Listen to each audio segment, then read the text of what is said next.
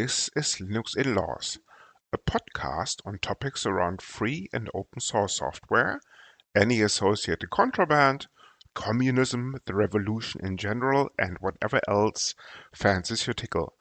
Please note that this and other episodes may contain strong language, offensive humor, and other certainly not politically correct language. You have been warned. Our parents insisted on this disclaimer. Happy, Mum? Thus, the content is not suitable for consumption in the workplace, especially when played back on a speaker in an open plan office or similar environments. Any minors under the age of 35, or any pets, including fluffy little killer bunnies, your trusted guide dog, unless on speed, and cute T-Rexes or other associated dinosaurs. This is Linux in Laws, Season 1, Episode 81. Martin, how are things? Yeah, fun things going on. Busy, but yeah. Busy? Didn't I tell you to get rid of the family and some other distractions? Well, some of us also have to work for a living, yeah. See, Martin! You see, Martin, I reckon I work more than you do, but at the end of the day... It's unlikely. Unlikely. For you, it's just all a hobby.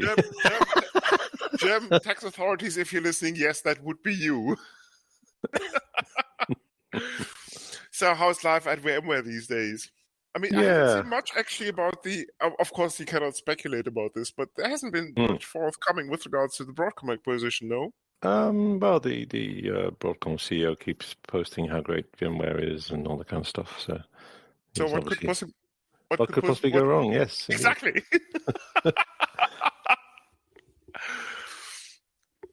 For anybody what about yourself? Can't complain. So for everybody who's listening who's opening, the email address is martin.visser@... I'm joking. No, myself, I'm still running that kind of tiny German town. Well, half of it anyway. Just as a matter of fact, I just found out that actually normal Surface mail within said town takes anything between 3 weeks and 3 months. Okay, and why would you use this? There's some sort of administrative bureaucracy that sends letters okay. to some buildings, and apparently we're talking about a distance as the crow flies of about 1K, maybe 2 kilometers. And according to somebody I had on the phone yesterday, these 2 kilometers can take up to 3 months if you're using ordinary German Surface mail, which is amazing, I think. Sounds like it's worth doing just a short walk instead. This is exactly what I intend to do, yes. Maybe now is the time to buy the German mail system and do it correctly once and for all. And not is it still? I guess like most mail organizations, they're just delivering parcels these days rather than letters. Very true, yes. And junk mail, of course. Yes.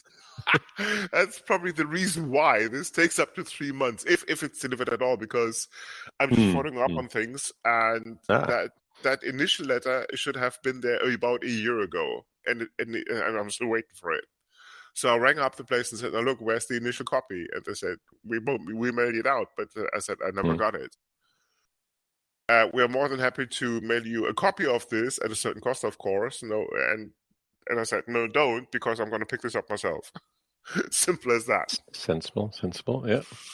But this is not a show about the German postal system, but rather about free and libre open source software. Now, Martin, what we're going to talk about today? We're going to talk about some operating systems, aren't we? As usual, yes. Any particular kind, or just operating systems in general?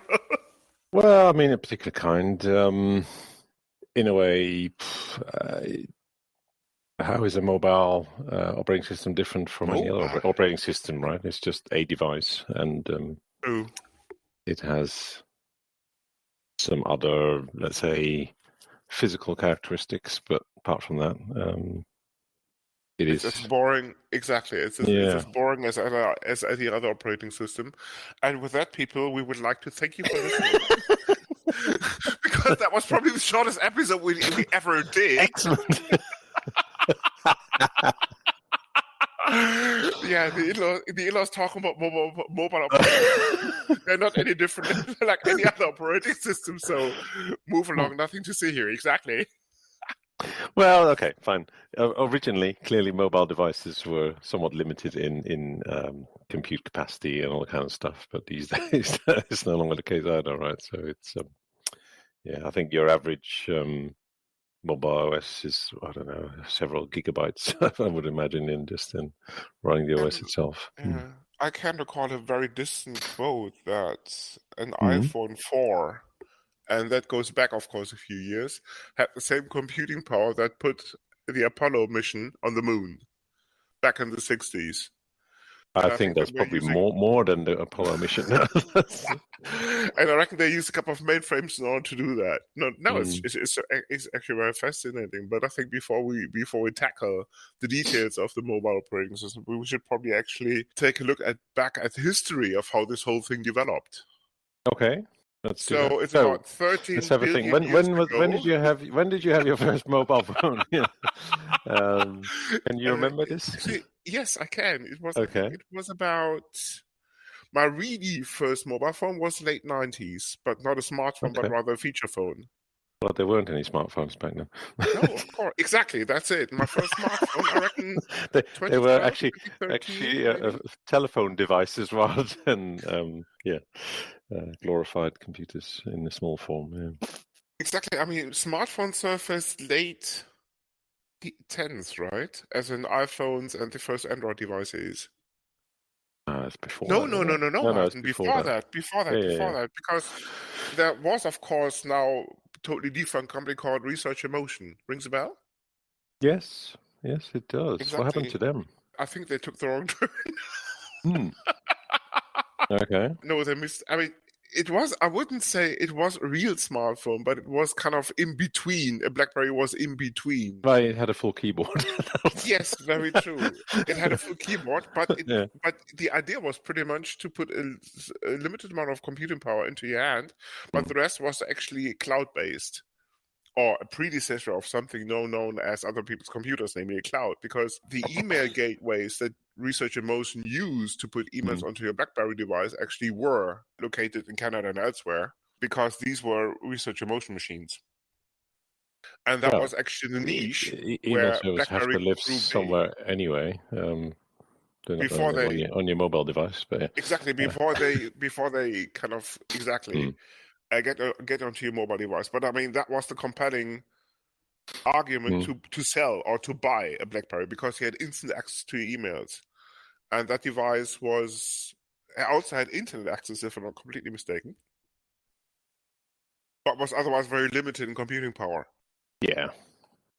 Computing power, but it's also the whole communication speeds were low, right? True. Probably. And Martin, what did does 2G ring a bell? Yes. That was an improvement at the time. And of course, you could only get two apps, namely a browser and your email client. There was no such thing as an app store.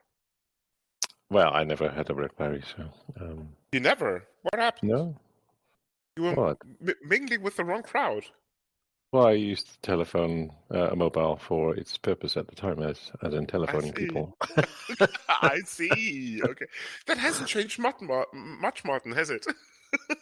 Over the last couple of years. We were discussing the mail system earlier, right? But it's similar to. I think people's telephone habits as well have changed, because clearly. Using a phone was the only way of very easily getting in touch with people. But nowadays, everybody has a million different ways to message other people. So, full disclosure, Martin is younger than myself. I just want to squeeze that in there, and not by decades, but a little bit. But a little bit anyway. Yes. Okay. Where should we start? Android, or even before that? Because I think Google and Apple were not too far away with regards to launching their first smartphones. Well, okay. So if we go before we go into specifics about certain brands and implementations. What's different about an operating system on a mobile device? Well, it's still a kernel that has a user interface and it runs applications. Okay. I mean, with regards to that, it's not much. It's not much different from say a laptop. As we said at the start. Exactly. Okay. Yeah. I mean, with regards to your own laptop devices, I mean, of course, the computing power and the available resources are limited because typically you don't have 16 cores in a mobile and a smartphone, not yet anyway. Maybe next year. And with regards to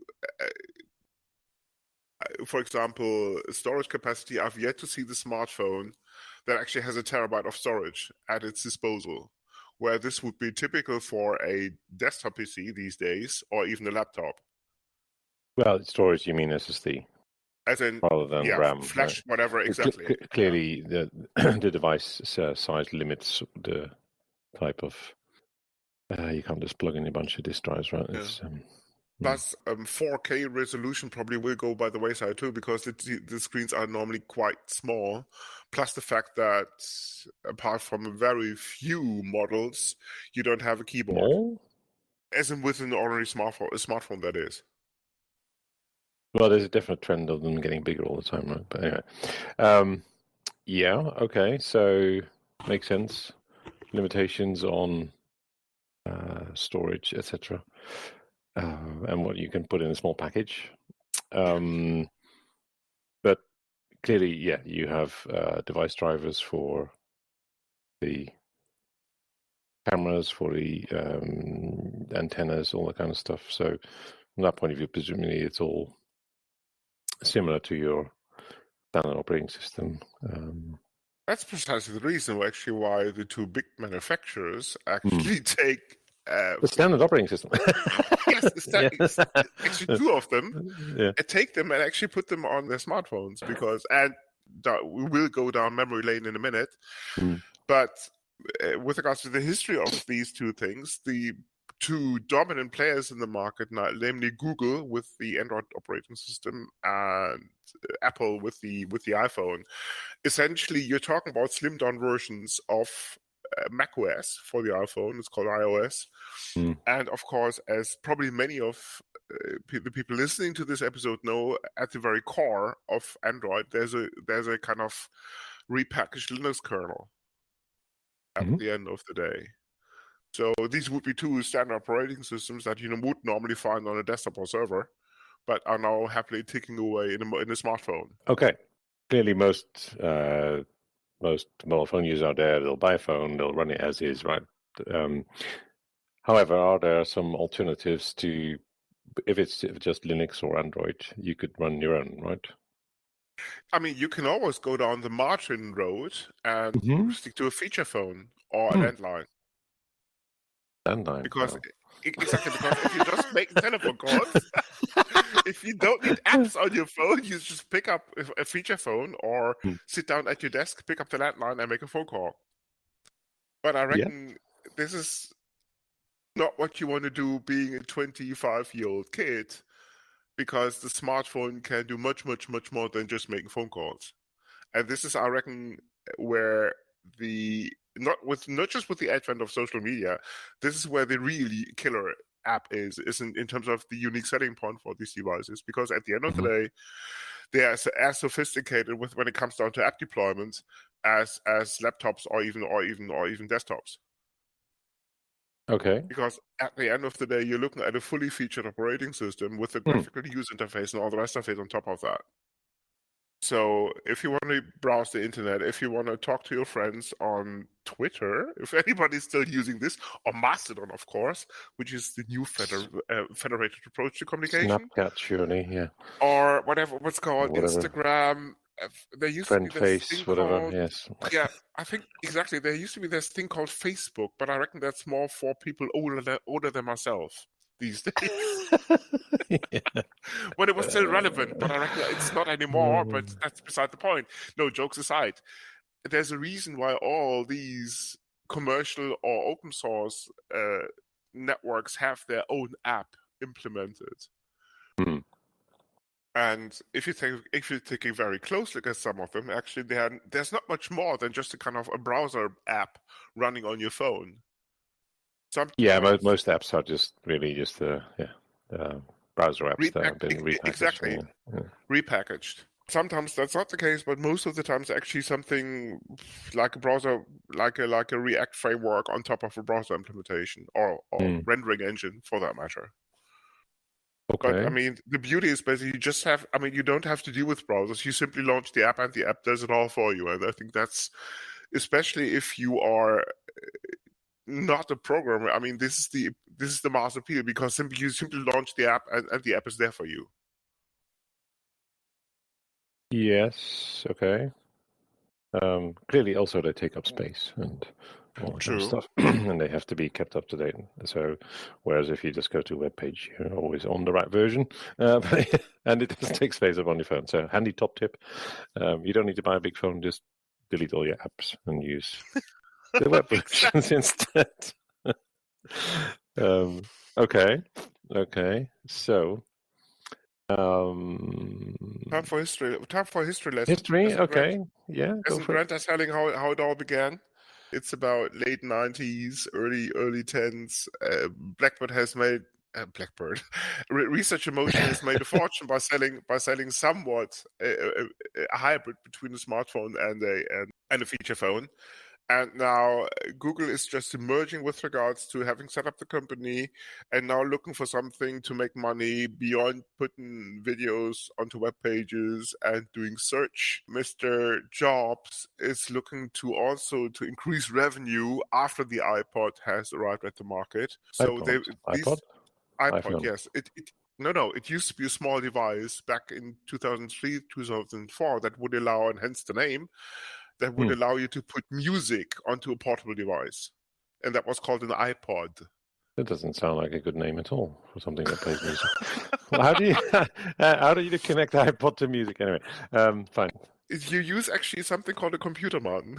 No. I mean, as in the name, but yeah. No, I mean, this is where podcasting comes from, right? Originally, anyway, about 20 years ago. But podcasts are music. Anyway, never mind. So it was a podcasting device. Ah, I see. The idea was actually to listen to audio while you're on the go.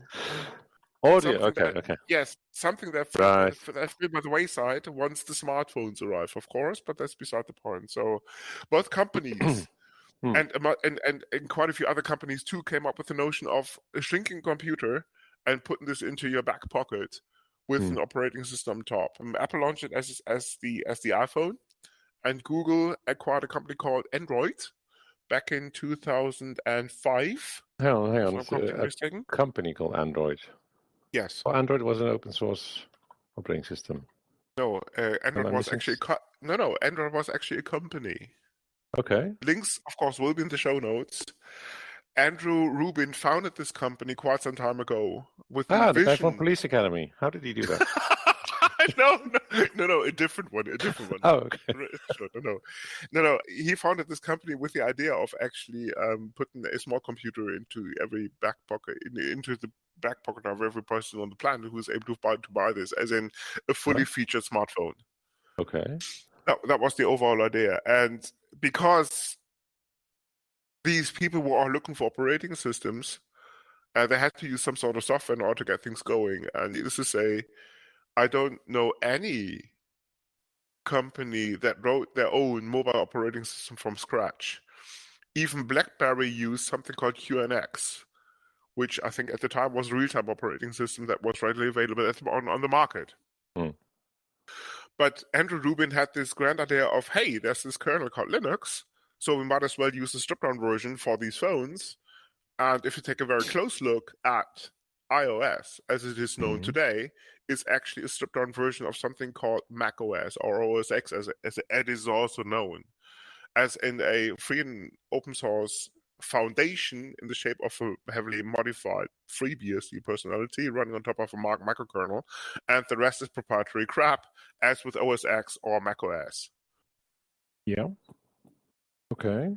But Apple and Google weren't the only companies dipping their toes into mobile waters with regards to smartphone. There was a whole slew of companies, Intel, Nokia, just to name but a few. Still are, right? Samsung, exactly, doing their own operating system.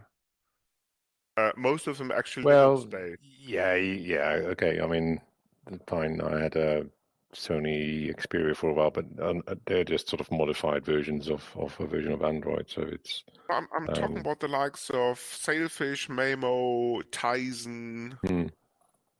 Because at the end of the day, and of course, again, links will be in the show notes, they all go back to a couple of, what's what I'm looking for, initial approaches of Intel, Nokia, and some other companies of trying to emulate, repeat Google's and Apple's success in this area. Sometimes even before Apple. What about Microsoft? Hang on, that was a company up in Redmond, as in the northwest coast. Still is. I seem to recall they had a failed attempt at creating a mobile OS that's called Windows CE or something, and some dodgy devices that nobody bought. I thought it was called Windows Mobile. Does Metro go back to this original design or something that heavily failed in the marketplace? Yes, it definitely failed, for sure. I think I can recall one remote acquaintance of mine having possessed a Windows mobile phone about, 15 years ago or something like that. But only for about 2 weeks. Maybe 3. No, jokes aside. Was the screen usually blue? No, jokes aside. Yeah, Microsoft tried to get into the game, but failed, of course, as we all know, very heavily. Yep. But quite a few other companies actually made an attempt, and some of them are still around, but at the end of the day, with regards to market share, they're dead. Most of these things happened about 10 years ago, maybe 13 years ago, because at the end of the teens there was a whole slew, like mushrooms after summer rain, coming out of the ground with regards to mobile operating system technology, all trying to get in on the game of the likes of Google and Apple. But for a number of reasons, and probably the lack of an app store is very high on that list, they all failed. In the interest of not favoring our Silicon Valley friends, there seemed to be a certain uptake in Chinese brands in the last few years that are coming on strong. I mean, they all run Android now, if I'm not completely mistaken, or try to run Android. Mm-hmm. So similar to Samsung, they are part of the Android ecosystem. No, I'm talking about companies that did their own thing. Okay. Maemo, Tizen, of course, being Samsung project too. But there's still a company called Yola that does Sailfish, but Sailfish now, which is of course also a mobile operating system for smartphones, has caught on to the fact that you cannot beat Android. So what Sailfish actually does is it can run Android apps natively. Or not natively, but rather I think the latest version supports it actually as part of container deployment. They use LXC at the very core to run APKs as an Android packages, as an Android apps. I mean, which phones even run Sailfish? Yola's phones. No. Who? I think yes. A what phone? Yola, it's a company. Is it? Okay. But I think obviously a very successful one. They're a Finnish company, and I think hence the name, yes. Not too sure if their own. I think they do their own devices, but it runs on a number of other devices as well. But the market share is tiny. Okay, and so the question is, why are they doing this? Because, again, it goes back to the history. That goes back to a project called Maemo, Moblin, and MeeGo, and some other technologies. I mean, okay, history lesson. Nokia developed something called Maemo. Intel came up with the idea, and these are all Linux-based smartphone operating systems. Intel came up with the notion of Moblin. After that, Nokia and Intel married Maemo and Moblin to something called MeeGo, and out of this came Nemo Mobile, which is still community supported, and Sailfish OS, which is of course Jolla. And along the way, Samsung got in with Tizen, also a modified Linux kernel, but similar to Sailfish and Nemo, the market share is tiny because at the end of the day, you're just looking at Android these days. Mm-hmm. And of course, this marketing company called Apple with their iPhone offering. But there are more corpses along the way. Does the name Firefox OS ring a bell, Martin? Well, I can imagine what it is, but I can't say I've ever seen anybody using it. That's precisely it, yes. The Mozilla had this grand idea of putting a slimmed down, again, Linux-based smartphone operating system on smartphones, with the idea of also having a tiny app store that would run mostly Qt-based, if I'm not completely mistaken, HTML5 applications. Okay. But as we all know, you see, the thing is, what makes an operating system running in a smartphone ecosystem popular? Any guesses, Martin? Say that again. What makes a smartphone operating system popular, as in hardware manufacturers wanting to put it on their devices? It's cheap, secure, easily adaptable to their own branding, security measures, whatever you want to do, right? This is what you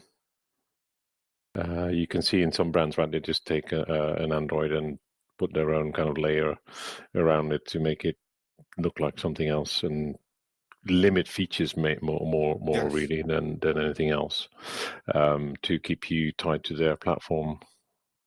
Yes, spoken like a true granddad, Martin. Because You're at welcome. The end of the, I don't have any grandchildren yet. But yeah. No, jokes aside, Martin, you're absolutely spot on. But you see, the thing is basically, yes, me and you care about these aspects, especially the security and all the rest of it.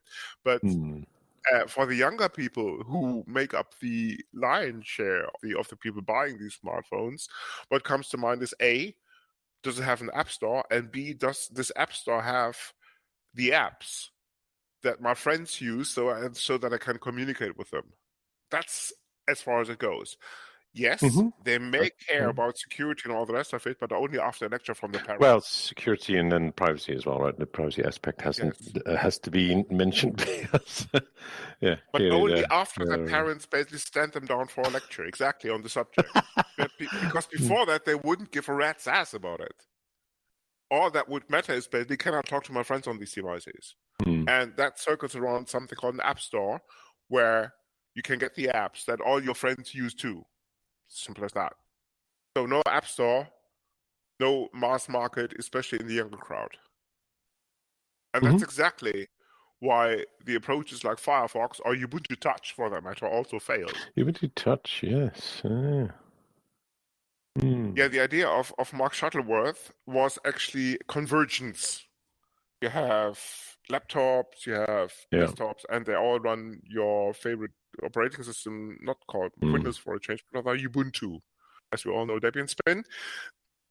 But the grand idea of actually was how to capture the mobile market. So he came up with this operating system idea called Ubuntu Touch, but that also failed because it didn't have that app store at its disposal. It couldn't even run Android APK, so why bother? And that's exactly what happened to Ubuntu Touch. They tried to put Android emulation on that as part of this operating system, but they simply missed because of way too late. Yes, there was a version where you could run APKs, I think, either emulated or natively. But at the end of the day, it was just a Qt5-based user interface running a web browser on Linux.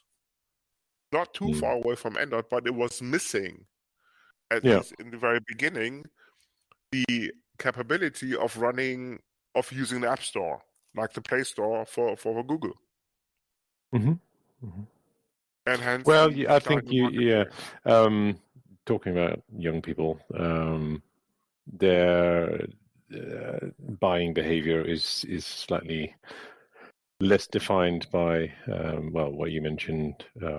Yes, what do my friends run? But it's also defined by marketing to a great degree. So, which is why they, yeah. Well, yes and no. Why do people buy new phones in the first place, right? It's not because they need a new phone. It's because a new phone is out and it looks shiny and it looks new, and True. Therefore that's what tends to happen rather than an actual need or the battery runs down, obviously. Which is another factor, let's say, trend that has happened over the years, right? That replaceable batteries have been, or user replaceable batteries have been done away with by all brands, pretty much. Just so that there are a few brands, of course, available where you can still replace batteries. Fairphone not many, not many, but they do exist. Yeah, I know, but they come at a price, of course. Right. So let's go back to the privacy aspect. If you're running an Apple, an Android, not an Android, a Google Pixel, stuff like that, right? Which is, of course, the Android device. It is an Android device, but they are clearly collecting a lot of your data. In that case, don't run apps. Or don't buy the phones. Don't run apps. It's built into the OS, right? So, to a certain degree, yes. Yeah. So there are versions of those operating systems out there that spring to mind that try to limit those activities, like your graphene and whatever you. But then, okay. So if we're going to the install your own OS route, why would you do this? Why would you not do this? Million reason comes to mind. I mean, if you're happy with the Google ecosystem and Google, of course, selling on your data that they collect on these mobile devices, just stick with the stock operating system. That's fine. But if you don't want to do this, in that case, you have to resort to something called an aftermarket operating system. Full disclaimer: it's not for the technically uninitiated, because essentially what you have to do is you have to unlock the device. That is also known as freeing up the bootloader. You have to root the device more often than not, in terms of you have to become root on the device before you can flash your own image. Needless to say, there are millions of pages on the internet, and links will of course be in the show notes. There's one particular site called XDA Developers that tell you how to flash your aftermarket operating system on your supported device. There are quite a few of these aftermarket operating systems that do not carry necessarily for example, the Google ecosystem, consisting of the Play Store and some other services. But bear in mind, most apps, especially in the Android and also in the iPhone world, would require these services to be installed in order to function. For example, there's a Ticket and More app from the German National Rail System called DB Navigator that does require Play services to be present on the device. You can emulate this, but doing so is very tricky. Okay. If current law is anything to go by, because you actually have to, I wouldn't say you have to build your supporting layer, but it's not too far off, because you have to fiddle around with the device. You know what you're doing. You have to know what you're doing. Debugging tools like ADB, like Android Debugging Bridge, and so forth. You should be familiar with that sort of tool set, because otherwise you will fail. So if you're not technically inclined, just stay away from these approaches. Or simply, basically, do not use these applications. In terms of don't just go to your ordinary vending machine. Yeah. Buy a paper ticket if you want to travel German Rail, rather than using your smartphone. Yeah. Well, there is. I mean, okay, fine. You can run your own.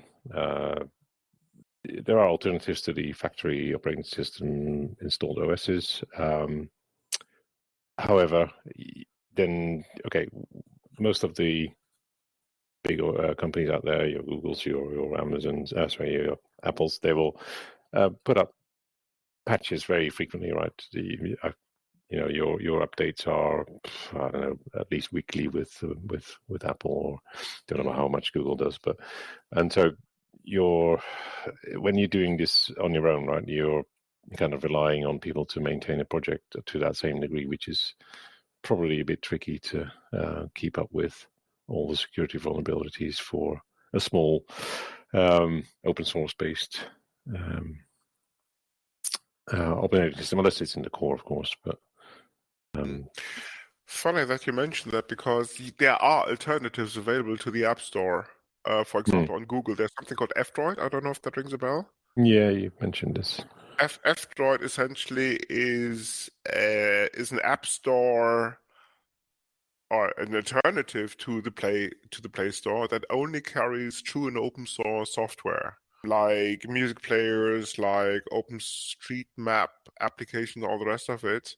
These code bases are typically taken from GitHub, compiled, and then being made available in said App Store. So I reckon the amount of vetting that has been done on these code bases is quite present in terms of significant, in terms of something that you download from F-Droid should be as secure as something, or maybe even more secure because it's open source, compared to something that you download or that you install from the App Store. Because just because it's in the App Store, and mobile malware is probably the best example for this, it doesn't necessarily guarantee that the app you just downloaded is safe. Google does some sort of initial vetting before an app can enter the Play Store. For example, they take it for a ride. They try, and there's a lot of artificial intelligence apparently involved in that process as well. They try to see if the app has a malintent in terms of if it's behaving suspiciously. And if that vetting process comes to the conclusion that this is the case, the app won't be allowed near the Play Store. But again, this is a kind of arms race, because I'm pretty sure this is the malware authors have caught up to the game. I thought that's one of the selling points of the App Store, but I could be wrong. No, maybe that's just marketing. No, I mean, in addition to this, if you take a close look at the Android architecture, they do a lot of sandboxing on the device itself. Okay. For example, in contrast to the iPhone, the majority of the applications would be written in Java or Kotlin these days, running on Android. And it used to be Dalvik, but now it's called Android Runtime, if I'm not mistaken, ART. And this ART, for each and every app, shows its own sandbox. And the capabilities of an app are normally confined to the sandbox the app is running in. For example, best example, if you want to use a file browser, you normally can only browse files where you explicitly have allowed the file browser to take a look at, or otherwise the file browser is confined to its own sandbox. Unless, of course, the device is rooted, but then all bets are off anyway. When you say rooted, you may need to explain that to some listeners. But... rooted means basically you have acquired root on the device in terms of you have super user status on the device. Normally, that's not the case. Normally, you actually would have to resort into rebooting the device into something called recovery partition, and then enable a root manager like Magisk, again, details will be in the show notes, to gain root status on the device. Something actually that Google in the latest, in the most recent versions of the operating system is able to detect, in terms of they have a framework in place that actually takes a look at the device and comes up with a level of trustworthiness. So it used to be the case that apps would detect, yes, the phone is rooted or not. And if it's rooted, for example, in terms of banking applications, not that many banking applications would continue to function, but rather alert you to the fact that your phone is rooted. And any payments in the Play Store where you want to pay for an app, the device cannot be rooted because Google prescribes Google Pay only to be used on non-rooted devices. If you try to use Google Pay, which is of course the payment service by Google, on a rooted device, it won't work. Simple as that, for security reasons, obviously. That sounds very sensible. Okay. Right. What else do you think is specific to mobile OSs that we haven't mentioned? In contrast to other devices, most of them rely on the cloud, as in other people's computers. Because what do you mean by relying on the cloud? Well, they require constant connectivity, either through Wi-Fi or through 5, 4G, 3G or something like this.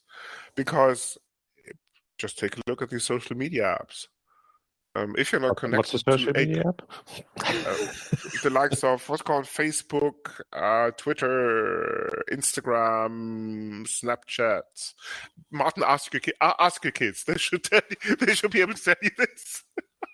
But I mean, these infrastructures do require other people's computers. So without a cloud, a smartphone, I wouldn't say is not usable, but it's certainly missing the purpose that most people, especially the younger crowd, use them for.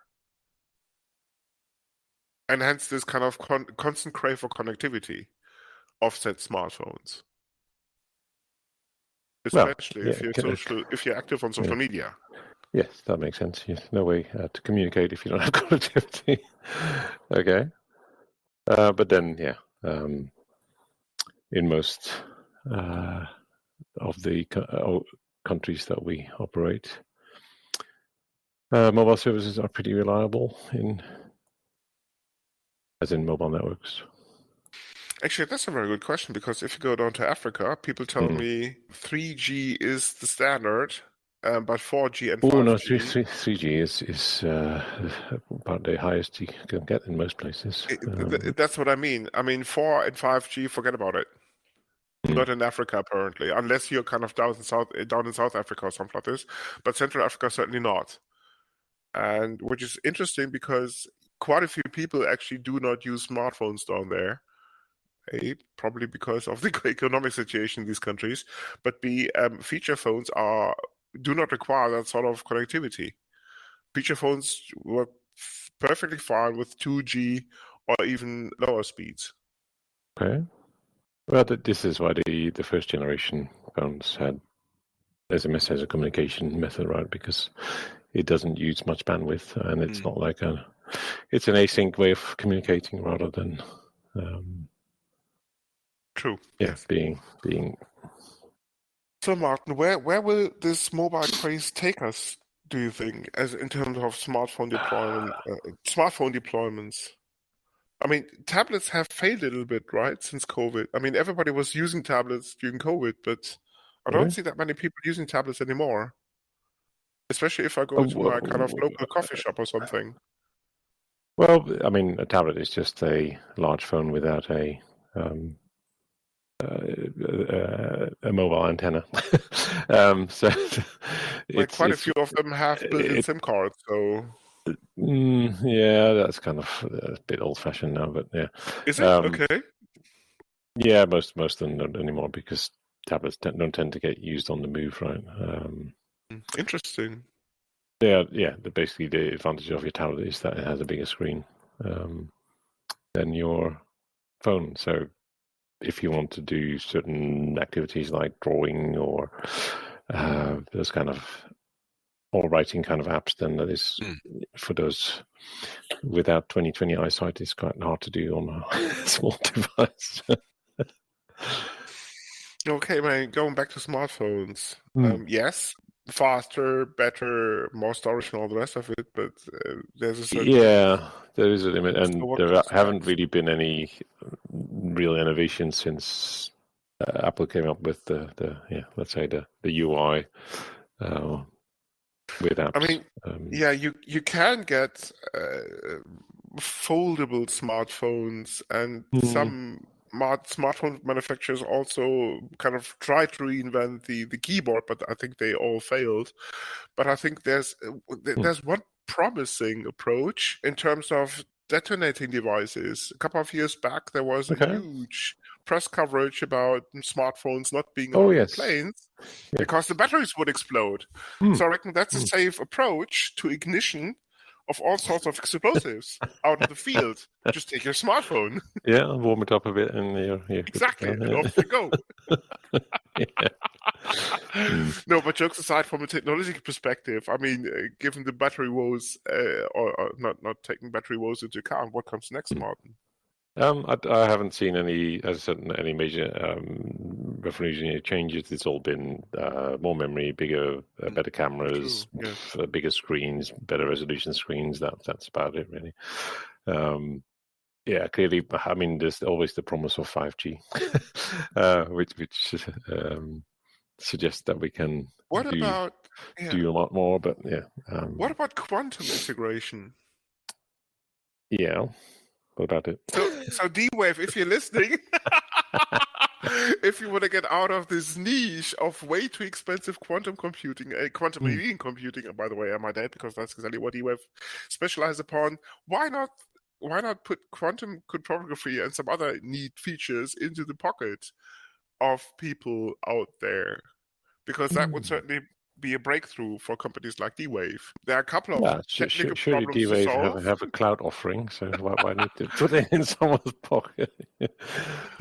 It's Martin. It's all about the user base. No, at the end of the day, no. I mean, there would be a kind of couple of technical problems to solve in terms of next to zero Kelvin computing, but I reckon people are already working on this. Also, I'm not sure you need quantum computing to run friend face or snap something. I mean, of course, Martin, if you want to do it in a secure way, as in encode the stuff safely before you can send it off, you would need quantum computing for this, no? As in quantum cryptography. Well, yes, you could. Your other device on the other end would have to be able to decrypt it as well at the same computing. That would double the installation base, no? Excellent. Yes, yeah, good thinking. So get cracking, D-Wave and friends. Yep. So, nothing major apart from D-Wave sounds like a good idea. Perhaps more of a perpetual battery would be nice. That's your ongoing. Well, it's not just in the mobile industry; it's also with the electric car industry, right? The batteries are heavy, don't last a long time, and come with a lot of environmental issues by creating them in the first place. So, yes. So it's I mean, it's a bit of a shame, really, that most.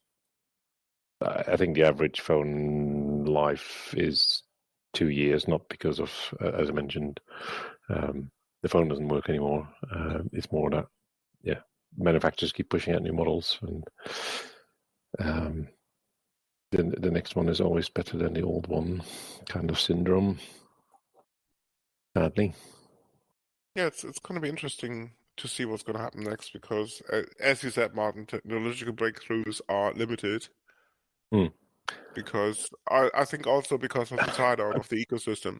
Yeah, clearly Android is here to stay and will continue to remain to increase their market share. Yeah. Exactly. We haven't even mentioned market share, have we? No, maybe not. I mean, what is it these days? iPhone clocks in at less than 10% as in iPhone usage. Oh, right. Yes. And I think the lion's share is actually with regards to Android clocks in at 85 to 90, and the rest is small fry. Yeah. So Android has clearly captured the market.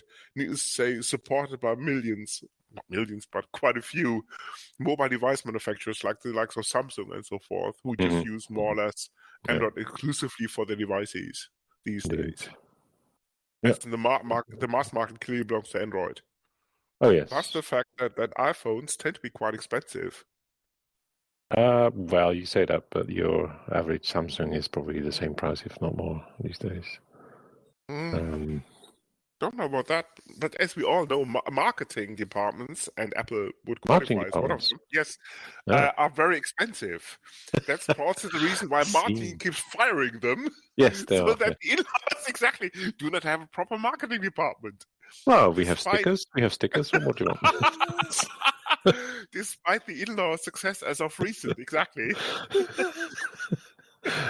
We have a T-shirt each. Wow, we have more than one. Yes. Well, yeah, we got two, haven't we?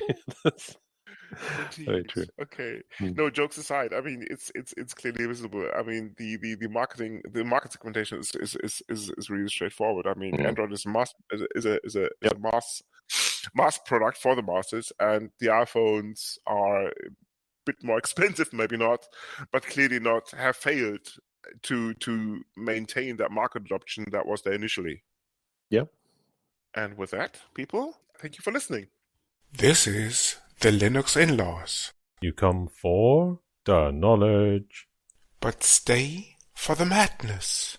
Thank you for listening. This podcast is licensed under the latest version of the Creative Commons license, type Attribution Share Alike. Credits for the intro music go to Blue Sea Roosters for their song Solid Market, to Twin Flames for their piece called The Flow, used for the segment intros, and finally to Celestial Ground for their song Sweet Justice, used by the Dark Side. You find these and other ditties licensed under CC at Jamendo, a website dedicated to liberate the music industry from choking copyright legislation and other crap concepts.